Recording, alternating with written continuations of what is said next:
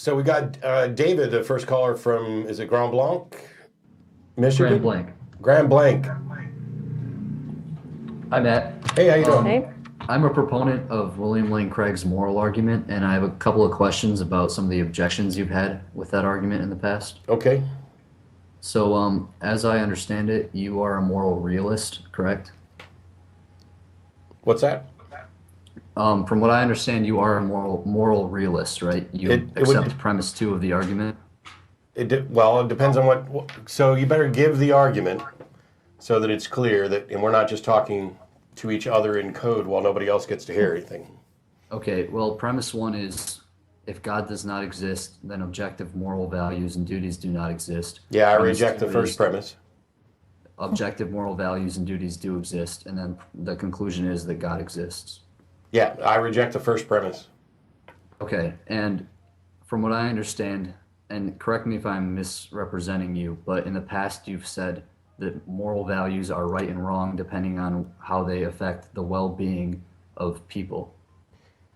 So, yeah, when I'm talking about morality, I tend to be talking about well-being. If that's not what somebody else is talking about, then we'd need a different word.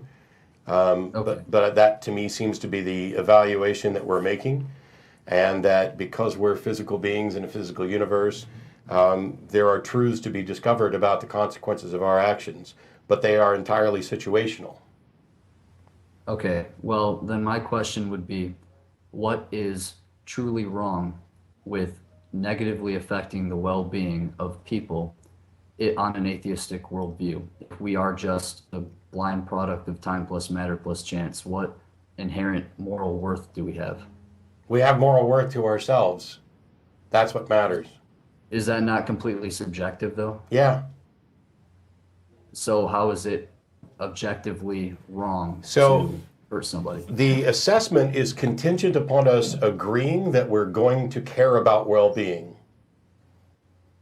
Okay, well, I agree that well-being is a good thing, and I agree Okay. that people have inherent value. Then but that's the only thing we need to agree on to then be able to make non-subjective assessments of actions.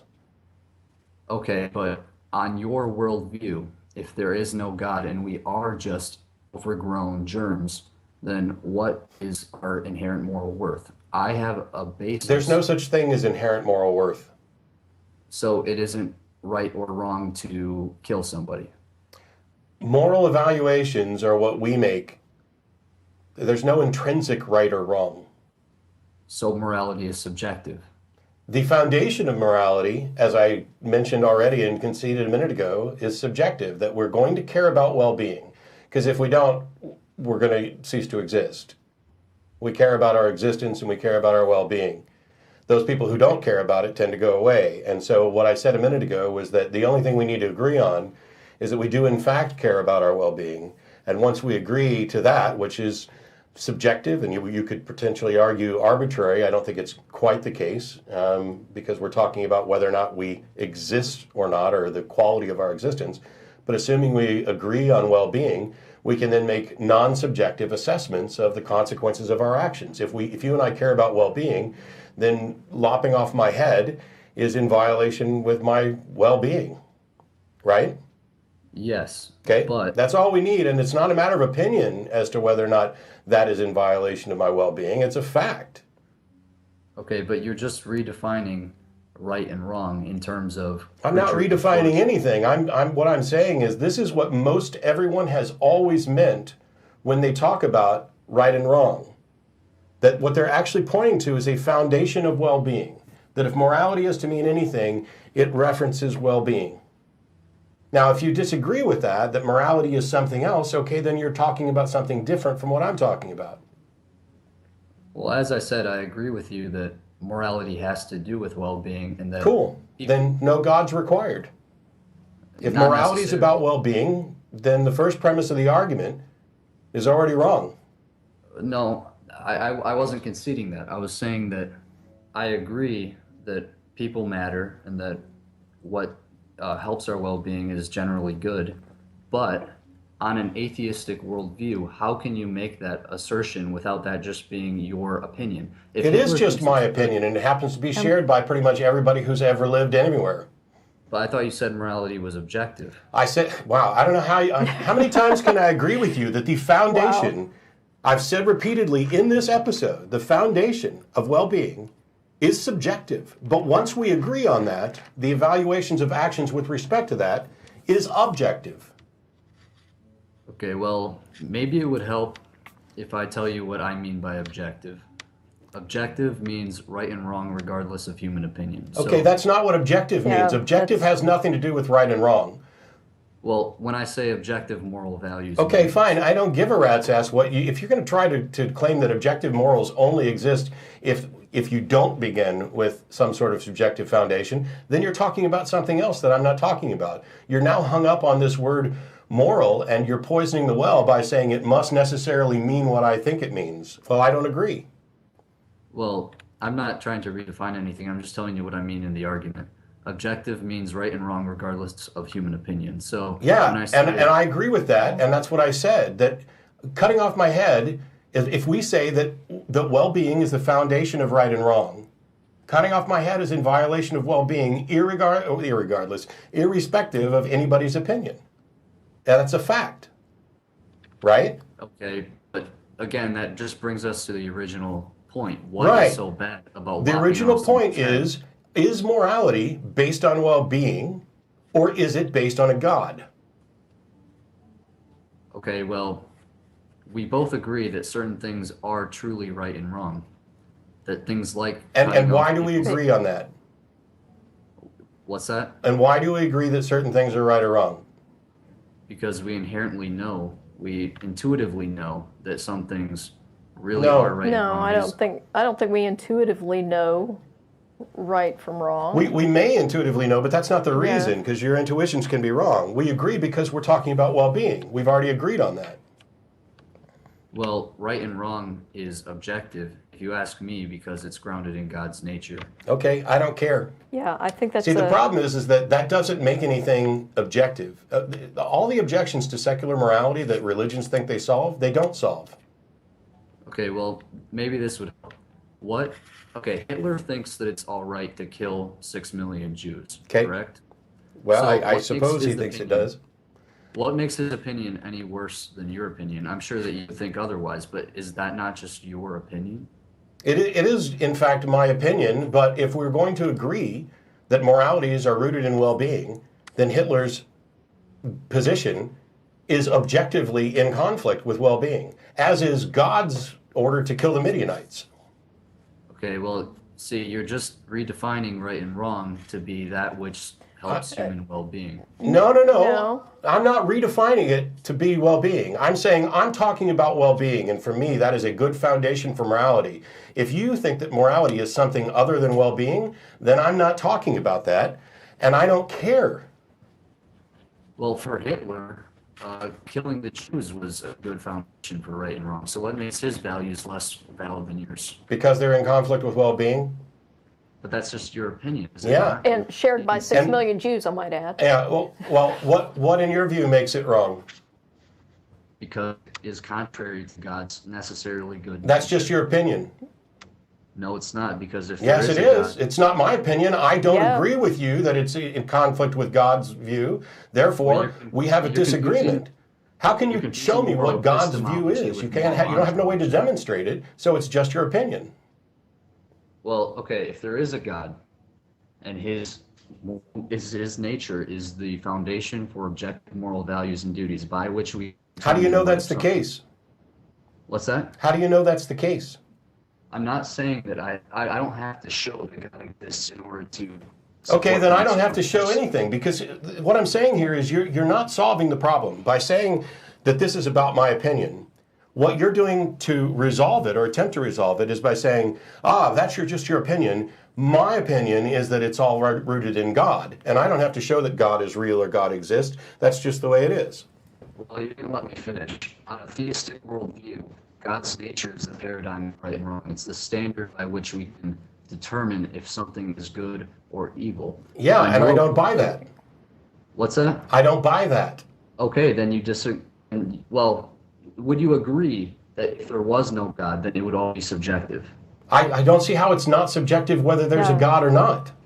I'm talking about moral values. Would they be subjective if there was no I'm God? I'm not so at the point at which you're saying it's subjective, I am not convinced that it's not subjective whether a God exists or not. A God does not solve the problem because at most all you've done is say this is this God's opinion. Okay, well, that's not the truth. If How God do you know? exists, then his moral commands flow from his necessarily good nature. How do you If that's How do you know horseshit. he's good? his nature is How did you necessarily how How good, did did you you then tell determine he's the that? that? greatest he's the greatest conceivable being. How He do you know must that he Based on exists? what? Okay, I can conceive of beings that are great, but that doesn't mean they exist. if God exists, then his moral commands are necessarily good. He is the And if foundation of universe right. creating pixies exist, then they could have created the universe.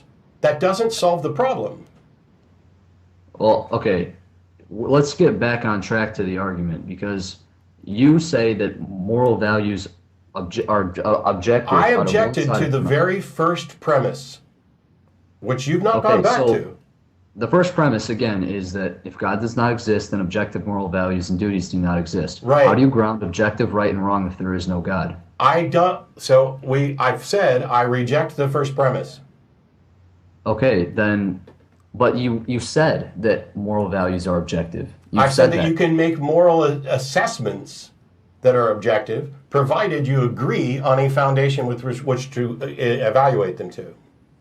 Okay, well, like I said, if something is objectively right or wrong, that means it's right or wrong regardless of human opinion. Yes. So, Cutting off my head is right or wrong, regardless of your opinion of it. But it's right or wrong with respect to what? And I'm saying that it's right or wrong with respect to well-being, and you're saying that it's right or wrong with respect to God's nature. And I don't Okay. give a rat's ass what God's nature is because you haven't demonstrated there is a God. And if God's nature was to turn around and say, kill your child or kill the Midianites or anything else, it doesn't make it morally correct.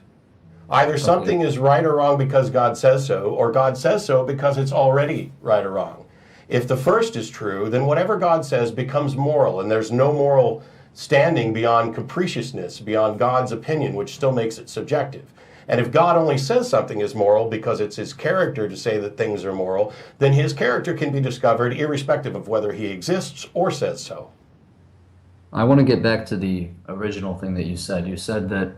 Um, you said that it's wrong to lop off your head regardless of human opinion. Yeah. Because That's not the first thing I said, by the way, but go ahead. well, you said that, and then you went on to talk about how God is deficient for objective moral values, which was off topic of the first premise anyways. No, it wasn't. Okay. If the first premise is that without God you can't have objective moral values, what if it turns out you can't have objective moral values even if there is a God? Then the argument utterly fails. I could concede there is a God, and you still have not demonstrated objective moral values under the definition you're trying to use. That's why I reject the first premise. Okay. Well, I still want to hit on that one point, though, because I don't think you've sufficiently given a foundation for objective moral values. It's not There's my no goal or requirement to give a foundation for objective moral values. Your argument begins with, if there is no God, there is no objective moral values. You have not demonstrated that there actually are objective moral values under your definition. Okay, well, I just need to show that premise one is true. So Sure. if there's on an atheistic worldview, what makes anything right or wrong? It's all just opinion based. Okay, you're not understanding the first premise. If there is no God, in other words, if atheism is true, then nothing is objectively right or wrong. That's the first premise. So, there's two things that need to happen here. You have to demonstrate that on your worldview, objective moral values can exist, and on all competing worldviews, they cannot exist.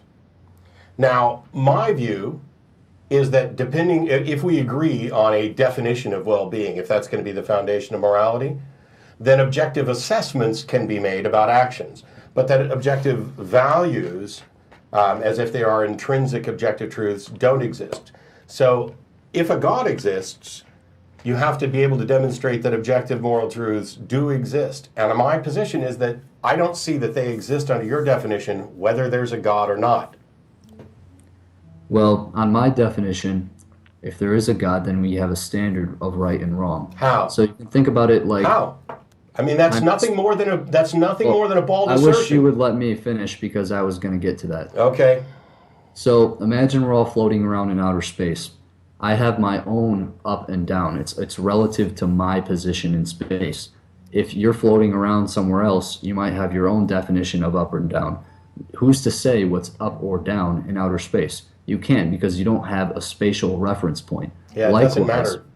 Likewise, if there is no God, you don't have a moral reference point. You can't say whether something Yes, is we right do. or Yes, wrong. we still have a moral reference point. Yeah. It's well-being, which you agreed to. Okay, well, I actually didn't agree to that. I said that most So you don't think that's a reference point? So you don't think that's a good reference point for morality? No, because human Okay. well-being is not necessarily a good thing or a bad thing if there is no God. If it's just So, Wait a minute. so your objection. Why Go is ahead. my well-being contingent on the existence of a God? because if we're created in His image with inherent worth, then you have intrinsic I don't well-being. believe that. So you've just got this cavalcade of assumptions. You're just going to assume that God exists, that we're created in His image, that He's necessarily good, that this serves as a moral foundation. Those are all just bald assertions. Please demonstrate that any of it is true. Well, I don't have to demonstrate. Then you don't that have to it's stay true. on the That's what show. argument- Thanks. We're going to move on. Could you please? Yeah. Nope. We'll go ahead and get Joan in and La Miranda queued up there. Yeah, you can say, here's the problem, is that theistic objections to secular morality aren't solved by theism. Oh, well, without God, you have no foundation. Okay, well, with God, we have no foundation because all you've done is say, this is what God says, or this is consistent with God's character. Well, I don't care whether or not my action is consistent with what God wants me to do or what God says to do or God's character. I care about whether or not it is in the best interest of human beings, whether or not it is within our well-being. There's no guarantee that a God has our best interests at heart. At all. And so if a God can say, run around and slaughter these people or kill your child or anything else, how did you determine that God is the good one and Satan is the evil one? If they're both capable of deceiving you, then perhaps what they're saying, I am the law and I am the ultimate arbiter of morality, is wrong. Oh, but God can't be wrong. Why not? Because we assume God can't be wrong. Well, congratulations. Your argument is entirely circular. What you have said is God equals morality, which means anything that God commands or anything you think God commands suddenly becomes moral, with no evaluation of its real consequences, with no tie to the well-being of the participants involved. Theistic morality is an epic failure, and it is used to get people to commit atrocities in the name of their God with no consideration of humanism, humanity, or what should be the right thing. Now, if you don't agree with me that well-being is a good foundation for morality, that's your prerogative, and the best I can do is try to convince you through debate and discussion. But religion has the same problem. This is what my God says. This is what my God says. Well, how do you resolve that conflict? You can't, beyond coercion, conversion, or conquest. Sitting around arguing about whose God is right doesn't get you anywhere. But we can sit around and discuss what is or isn't in our best interest. And that's how we make progress. And that's why humanism is infinitely more valuable than any religious dogma pertaining to morality. Which, incidentally, if that's your claim, that basically if you think God said to do something, that it's morally correct for you to do it, by that logic, we couldn't convict Andrea Yates of anything because she actually believed her religion told her she was doing the best thing she could do for her children by killing them before they had a chance to sin and possibly go to hell. So by killing them, she was sacrificing herself, but making sure her children got to heaven. That was I have an alarm going off. I don't know what it's for. Why would there be an alarm at 5 o'clock on a Sunday? Yeah. So anyway, by killing them, she was basically making sure they went to heaven.